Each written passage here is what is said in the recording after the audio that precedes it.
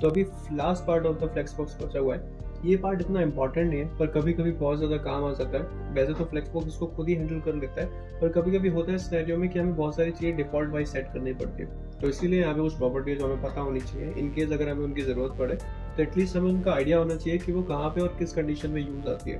बाकी कोड कैसे लिखना है और उसको समझना है तो वो तो हम बाद में गूगल करके या कहीं से भी किसी भी डॉक्यूमेंटेशन से पढ़ के सीख लेंगे। एटलीस्ट हमें अभी वो पता होना चाहिए। तो चलो स्टार्ट करते हैं। एक प्रॉपर्टी है फ्लेक्स बेसिस। तो फ्लेक्स बेसिस क्या होता है कि फ्लेक्स बेसिस को तुम विड्थ मान लो। अभी जो तुम्हारा फ्लेक्स डायरेक्शन है वो बाय डिफॉल्ट ड्रॉ सेट करता है, तो तुम्हारा मेन एक्सिस है वो तुम्हारी लेफ्ट से राइट जा रही है। In this case flex basis जो है वो विड्थ की तरह काम करेगी।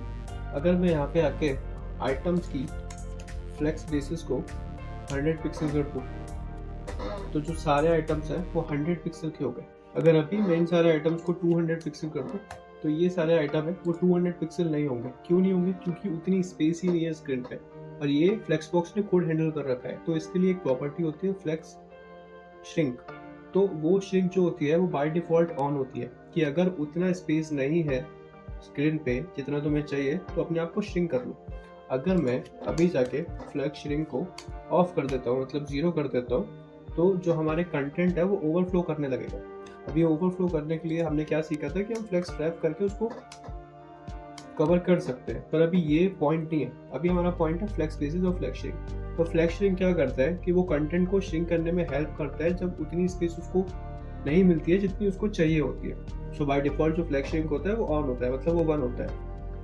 तो ये होती है फ्लेक्स बेसिस। मतलब फ्लेक्स बेसिस सिंपल है, अगर फ्लेक्स डायरेक्शन तुम्हारी रो है तो flex basis as a width काम करेगी, और अगर फ्लेक्स डायरेक्शन तुम्हारी कॉलम है तो flex basis as a height काम करेगी। ठीक है, ठीक है। तो इसके अलावा एक और प्रॉपर्टी होती है जैसे मैंने तुम्हें बताया, फ्लेक्स ग्रो।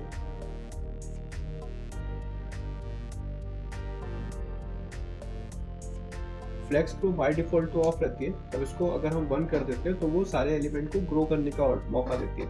मतलब फ्लेक्स ग्रो क्या कहती है? कहती है जितना भी एक्स्ट्रा अमाउंट ऑफ स्पेस बचा हुआ है उन सारे स्पेस को कवर अप कर लो, इक्वली डिवाइड करके कवर अप कर लो। तो यही सारा फ्लेक्स ग्रो करती है। और अगर मैं फ्लेक्स ग्रो को 0 कर दूंगा तो वो वैसा नहीं करेगा।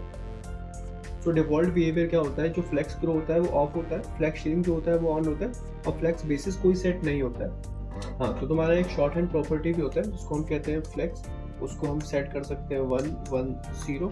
तो पहले 1 का मतलब है फ्लेक्स ग्रो, दूसरे 1 का मतलब है फ्लेक्स श्रिंक, और तीसरे 0 का मतलब है फ्लेक्स बेसिस। तो हमने क्या सेट किया कि अगर कंटेंट स्क्रीन पे हो ग्रो करने के लिए तो तुम ग्रो करो, और अगर स्क्रीन पे कंटेंट कम है उतना उससे भी जितना तुम्हें चाहिए तो तुम श्रिंक करो।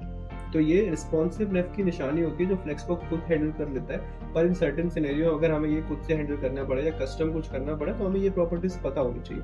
अब एक और, अब ये जो हमने लिखा है फ्लेक्स 1 1 0, अब इसकी जगह हम बस ये भी लिख सकते हैं फ्लेक्स 1, तो उससे भी काम हो जाएगा।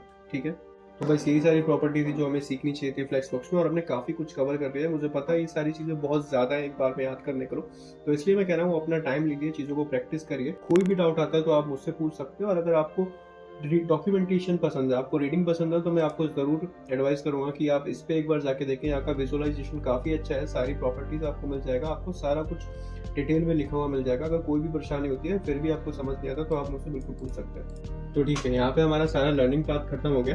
तो हमने ये सारी चीज़ें सीख ली कि फ्लेक्स बॉक्स में क्या क्या होता है और हम उसको कैसे कैसे यूज़ कर सकते हैं। अब मेन पार्ट रह गया इम्प्लीमेंटेशन का। तो उस इम्प्लीमेंटेशन के लिए मैंने एक वीडियो बना रखी है जिसमें मैंने फ्लेक्स बॉक्स का एक छोटा सा प्रोजेक्ट बनाया है। अगर आप लोग उस वीडियो को देखना चाहते हैं तो डिस्क्रिप्शन में मैं उसको अटैच कर दूंगा।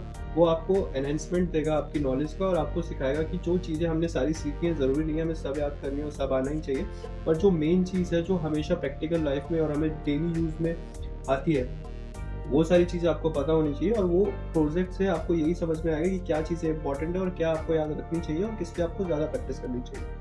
चलो फिर आज के लिए इतना ही रखते हैं। मेरे ख्याल से हमने आज बहुत कुछ सीख लिया है, तो मिलते हैं अगली वीडियो में।